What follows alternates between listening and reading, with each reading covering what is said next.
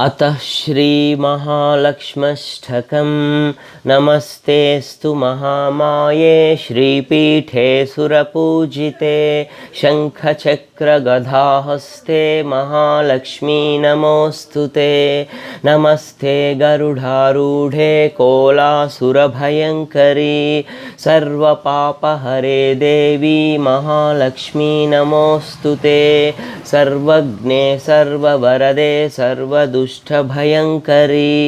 सर्वदुःखहरे देवी महालक्ष्मी नमोऽस्तु ते।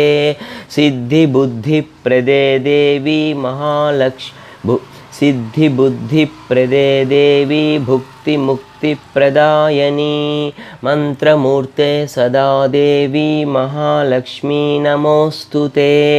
आद्यन्तरहिते देवी आदिशक्ति महेश्वरी योगजे योगसम्भूते महालक्ष्मी नमोऽस्तु ते।